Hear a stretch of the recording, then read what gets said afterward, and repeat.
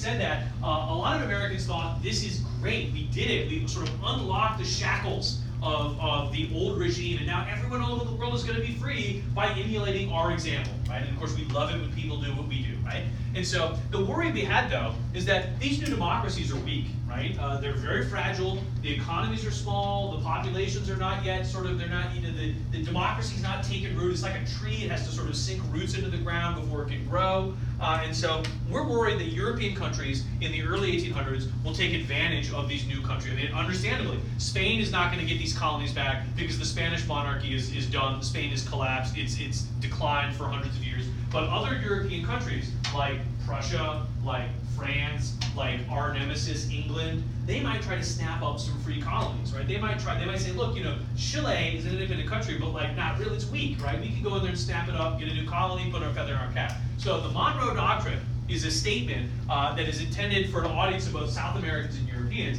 and it says basically that the United States of America considers the Western Hemisphere to be the preserve of democracy. This is the place where democracy is going to grow, so it's going to eventually shape the whole world. And in order for that to happen, you got to keep things out of the garden of democracy, right? You've got to got to put up a fence, and that fence is intended to keep out Europeans. And so the United States thinks that the Western Hemisphere is a preserve of democracies. European influence cannot be allowed. We have to keep Europeans out. And so the Monroe Doctrine tells the Europeans, if you mess with the South American countries, you're going to have to mess with us first, right? We will not allow you to interfere with, to weaken, to occupy, or in any other way interfere with South American democracy, right? And so on the one hand, the Monroe Doctrine is a pretty nice altruistic statement. We view democracy as so important to the history of the world that we are willing to take responsibility for protecting it in the South American continent, even though it doesn't necessarily benefit us to do that. But we're going to do it anyway. And so you Europeans who are coming over to mess with our South American buddies, you're on notice. We won't allow it to happen, right? On the other hand, of course, if you're a South American country, the obvious question is, who the hell died and put America in charge, right? Like, if we want to negotiate with the European country, if we want to become a European colony because it's beneficial or we need protection, if we want to have European businesses and traders and merchants, if we want to have Europeans invest in our country, it sounds like it's really our goddamn business and not yours. But the United States of America has decided, no, it's not, shut up, right? And so there's two sides to the Monroe Doctrine to look at. But it's very important that we view South America as sort of our backyard. Right? We view it as the place where we have the preeminent influence, and no other country can really be allowed to sort of counteract that. And so the problem, of course, though, is it's a great example for American foreign policy to look at how it's viewed in different ways. You might be John Quincy Adams patting yourself on the back saying, go home to your wife and say, well, totally saved democracy in South America, so I feel pretty good about that. But the South Americans will say, they read this and they think, God, the Americans have just sort of created for themselves this job of protecting the South American democracy. Who gives them the right to do that? Who gives them the authority to do this? They just decided themselves, right? And so we'll return to the Monroe Doctrine later, but it's important to note that one of the places in the world where you can be reflexively anti-American, and it usually will score you political points, is South America, right? If you are going to run for office in Ecuador, for example, or Venezuela, you're not generally going to do well in the polls if you think that America's great, and you're generally going to do pretty good if you think that America's not that great, because there's a long history of America maybe not being that great. That justifies some of these attitudes, right? Sometimes not so much, sometimes definitely so, right? We did not give, the CIA did not give Hugo Chavez the cancer that killed him, which is totally what he said before he died. On the other hand, we did occasionally support violent organizations in Colombia, for example, that went to war with the government when the government we didn't like it, right? Yeah. Is this why we have the sentiment that we have the police force in the world? We'll get there with Roosevelt, but kind of, yeah. If you think of it as a stepping stone from well, if here, then why not everywhere, right? And of course, for us, it's a catch-22, because whenever anything bad happens, everybody's like, oh gosh, what are we going to do? Why won't America help us, right? But then on the other hand, when we do help, everyone's like, why? Who made you the police officer? Who put you in charge, right? And so it's sort of for us to catch-22. North Korea gets nukes, and everyone's like, well, I guess without America's help, we're not going to solve this. But then we go invade Iraq, and everyone's like, shame on you for thinking that you should do this, right?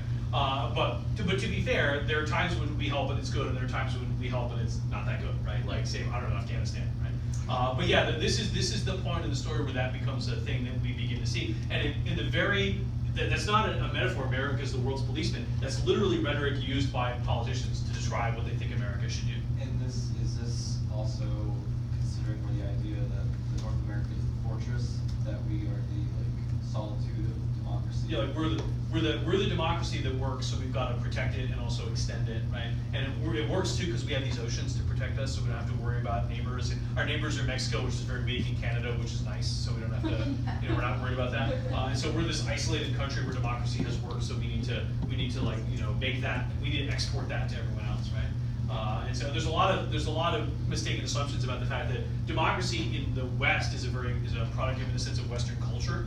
The ideas about individual freedom and political rights and all this is a long history, right? It didn't just appear spontaneously, like when Zeus hit Athena, hit himself in the head and Athena popped out, or Hephaestus hit Zeus and Athena popped out. And so we forget that. So we go to Iraq and we just overthrow the Iraqi government. We're like, cool, you guys are a democracy. And it doesn't work very well because there's no tradition of any of that, right? We think that those ideas can just be sort of parachuted into a country and it'll just function like, it's no big deal, right? It turns out in some cases maybe, and in some cases not, right? I only asked because I read a lot of articles about it saying that a lot of people at this time, pretty sure were saying that we were like a fortress almost, trying to keep away every other influence. There was this big idea that all, like, especially in the early founding generation, like we were very weak, but it's cool though because we're so far away that we can develop on our own and we don't have to worry about pernicious European influences. There's all this worry that the Europeans are going to come over and try. We're a very weak country; they're trying to take us over, right? But they can't because we're so far away, right? So we can sort of build ourselves up in that way. And then once we're powerful, and particularly if you keep the Europeans out of South America, well, then we would come to dominate the Western Hemisphere, right? And so there's talking about stuff like that.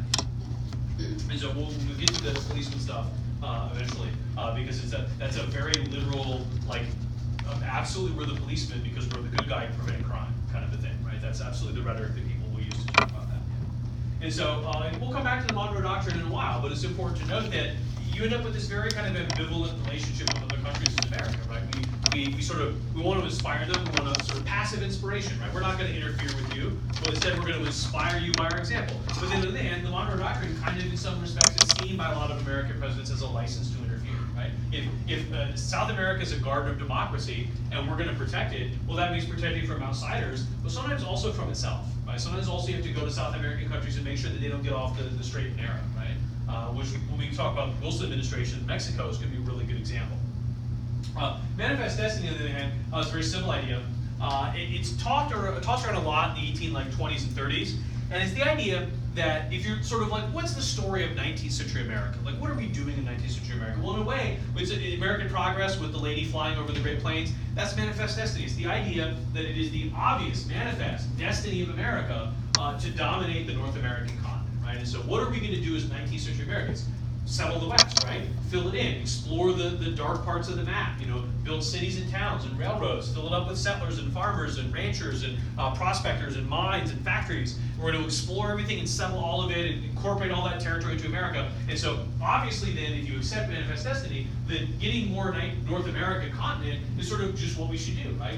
That's sort of like the objective that we have, right? That's what we should do.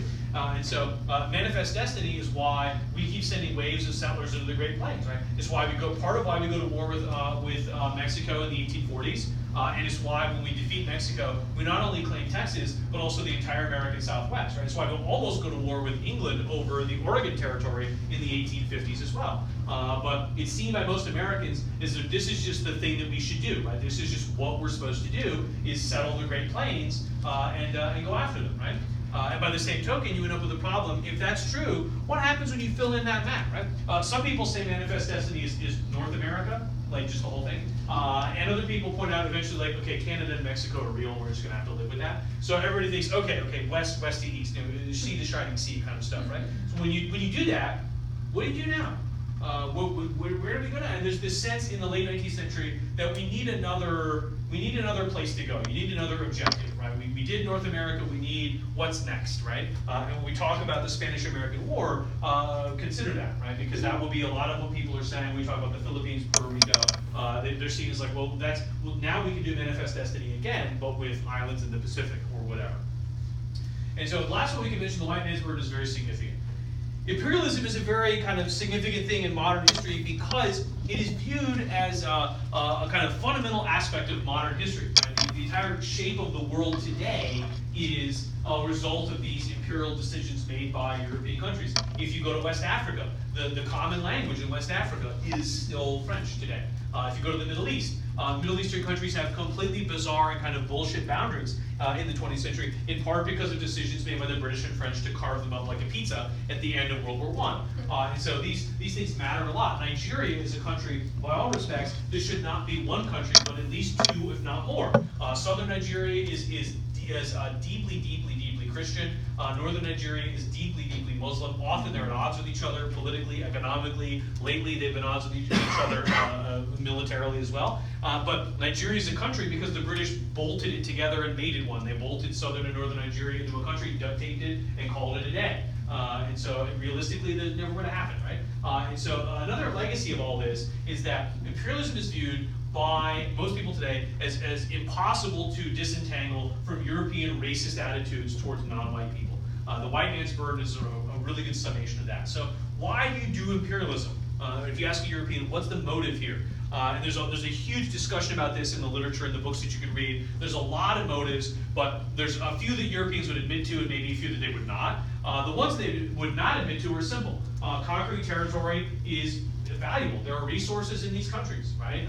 It's glorious to take territory. It's a thing that people have done since the Bronze Age, is attack stuff, conquer it, change the color on the map, and add it to their own, right? But if you talk to Europeans, the justification for all this, the motives that they would talk about, they refer to as the white man's burden. The idea is that as Europeans, we have this unique civilization that is better than the rest of the world, right? We have literacy, electricity, the telegraph, modern medicine, education, Christianity, urbanization, all of the things that make European culture so great. And as a result, we have this sort of moral responsibility to share it, right? We have this sort of moral responsibility to go to places that are less fortunate than us and fix it, right?